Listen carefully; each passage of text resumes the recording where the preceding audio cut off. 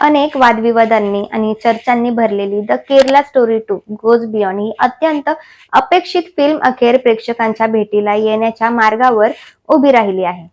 नुकतीच Kerala high court division बेंचने या चित्रपटाच्या रिलीजवर लादण्यात आलेली तात्पुरती स्थगिती हटवली असून त्यामुळे फिल्म आता संपूर्ण देशात प्रदर्शित होण्यास मार्ग मोकळा झाला आहे. ही घटना मनोरंजन विश्वापासून सामाजिक चर्चांपर्यंत सर्वत्र मोठ्या भावनेने सामोरे घेतली जात आहे. नमस्कार, मी पायल पोटभरे सर्जनशील न्यूज मध्ये आपलं स्वागत करते. मित्रांनो, द केरला स्टोरी 2 ला 27 फेब्रुवारी 2026 रोजी देशभर प्रदर्शित व्हायचे होते. मात्र त्याआधीच एका सिंगल बेंच न्यायाधीशाने तलवार ओढली आणि 15 दिवसांसाठी प्रदर्शनावर बंदी घातली. कारण न्यायालयाला असे वाटले की फिल्मला प्रमाणपत्र देताना सेंट्रल बोर्ड ऑफ फिल्म सर्टिफिकेशनने आवश्यक नियमांचे योग्य पालन केले नसल्याचे दिसते. तसेच कोर्टाने याचा तर्क दिला की फिल्ममुळे सामाजिक ऐक्य आणि सार्वजनिक शांतता बाधित होऊ शकते आणि म्हणूनही याची अधिक तपासणी आवश्यक आहे. फिल्मच्या निर्मात्यांनी या निर्णयाच्या विरोधात तातडीने अपील दाखल केली. ते म्हणाले की प्रमाणपत्र मिळालेल्या चित्रपटावर रिलीजला बंदी लावणे ही कला आणि अभिव्यक्ती स्वातंत्र्यावर अत्यंत कडक मर्यादा घालण्याची पद्धत आहे आणि यामुळे प्रत्यक्ष आर्थिक नुकसान होऊ शकते. कारण फिल्म 1500हून अधिक थिएटर्समध्ये प्रदर्शित होणार होती.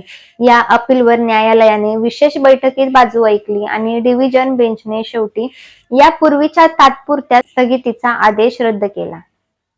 त्यानुसार आता द केरला स्टोरी 2 चे दाखल झालेल्या सूत्रानुसार प्रेक्षकांसाठी रिलीज करता येणार असून कोणत्याही अधिक अडथळ्यांशिवाय चित्रपट मालिकेचा भाग सिनेमाघरात प्रदर्शित केला जाईल.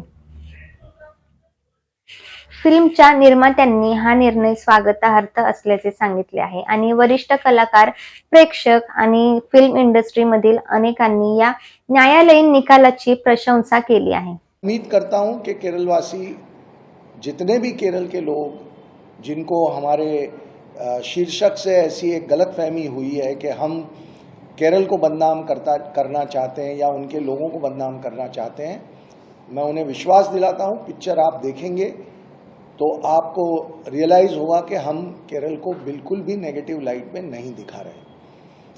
ये केरल के कुछ क्रिमिनल्स की बात है जैसे बाकी स्टेट्स के क्रिमिनल्स की बात है.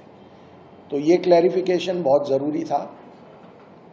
बाकी आप सबको पता है कि आज केरल में केरल की जो डिविजनल बेंच है उसने कल जो स्टे हमें मिला था उसको आज खारिज किया है और फिल्म की रिलीज़ का रास्ता उन्होंने क्लियर कर दिया है.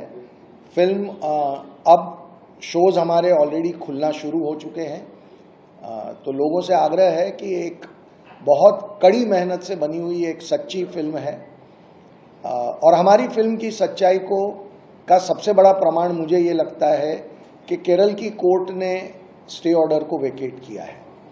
अगर हमारी फिल्म झूठी होती तो केरल की कोर्ट उसको देख लेती और बिल्कुल भी ये स्टे वेकेट नहीं होता.